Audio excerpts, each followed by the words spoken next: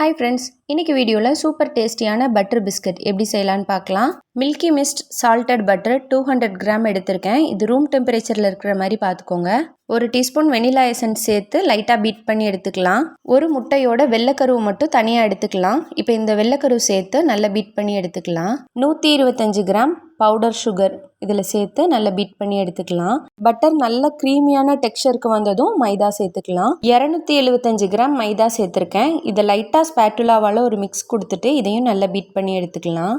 இப்போ நல்லா பீட் பண்ணியாச்சு. இப்போ இதுலேருந்து ஒரு 50 கிராம் மட்டும் தனியாக எடுத்து வச்சுட்டு மீதி இருக்கிற மாவில் 35 கிராம் மைதா சேர்த்து மிக்ஸ் பண்ணிடலாம். ஆல்ரெடி எடுத்து வச்ச 50 கிராம் மாவில் 9 கிராம் கொக்கோ பவுடர் சேர்த்து மிக்ஸ் பண்ணிக்கலாம். இப்போ ரெடி பண்ணி வச்சிருக்கிற மாவை 2 போர்ஷனாக பிரிச்சுட்டு அதில் ஒரு போர்ஷன் மாவை இந்த மாதிரி பட்டர் ஷீட் போட்டு அழுத்திக்கலாம். அதே மாதிரி கொக்கோ பவுடர் ஆட் பண்ண மாவையும் 2ஆக பிரித்து இந்த மாதிரி மெல்லிசாக அழுத்தி எடுத்துக்கலாம். ஃபாண்டன்ட் கட்டர் வச்சு இந்த மாதிரி சின்ன சின்னதாக கட் பண்ணிவிட்டு ரெடி பண்ணி வச்சிருக்கிற வெனிலா டோ மேலே இதை அரேஞ்ச் பண்ணிவிட்டு பட்டர் பேப்பர் போட்டு லைட்டாக ஒரு ப்ரெஸ் கொடுத்துட்டு குக்கி கட்டர் வச்சு இந்த மாதிரி கட் பண்ணி எடுத்துக்கலாம். இதே மாதிரியே நம்மளுக்கு பிடிச்ச ஷேப்பில் 2-3 வெரைட்டியில் ரெடி பண்ணி எடுத்துக்கலாம். ஒரு குக்கி ட்ரேல பட்டர் ஷீட் போட்டுட்டு இந்த மாதிரி அரேஞ்ச் பண்ணி எடுத்துட்டு 170 டிகிரி செல்சியஸில் 15 மினிட்ஸ் பேக் பண்ணி எடுக்கணும். ப்ரிசர்வேட்டிவ்ஸ் இல்லாமல் ஃபுட் கலர் பேக்கிங் பவுடர் இல்லாமல் சூப்பர் டேஸ்டியான குக்கீஸ் ரெடி பண்ணியாச்சு.